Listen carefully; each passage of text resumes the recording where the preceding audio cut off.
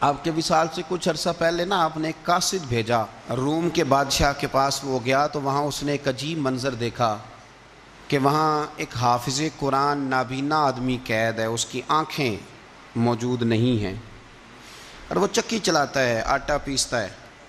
اس قاصد نے اسے پوچھا تو یہاں کب سے ہے اور یہ تیرے ساتھ معاملہ کیسے ہوا؟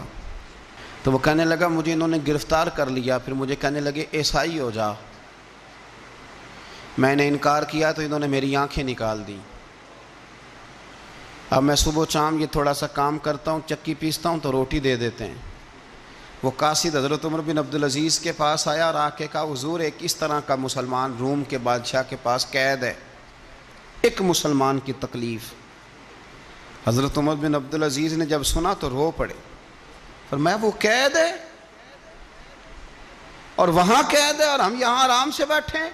فوراً رکا لکھا قاصد سے کہنے لگے واپس جا، روم کے بادشاہ کو جا کے کہہ کہ اس نابینا قیدی کو فوراً آزاد کرے، ورنہ میں ایک ایسا لشکر بھیجوں گا، اتنا بڑا لشکر بھیجوں گا کہ اس کا پہلا آدمی تیرے پاس ہوگا اور آخری میرے پاس ہوگا، اور تجھے پھر وہ بندہ چھوڑنا پڑے گا، تو ابھی چھوڑ دے، میں تجھے پیغام دے رہا ہوں۔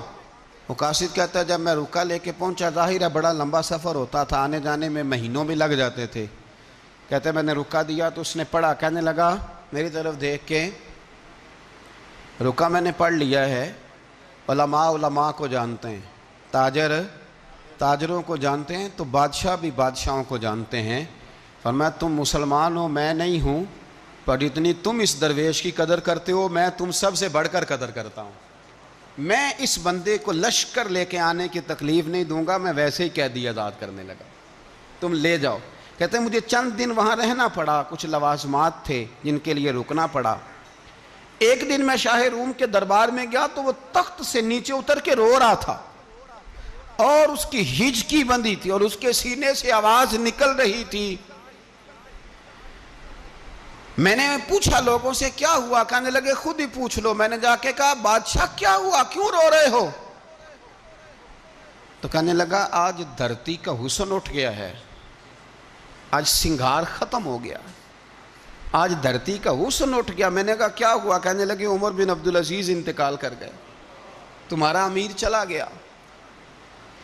تو میرے دل میں خیال آیا، میں نے آہ بھری، میں نے کہا پھر ہمارے لیے کیا حکم ہے؟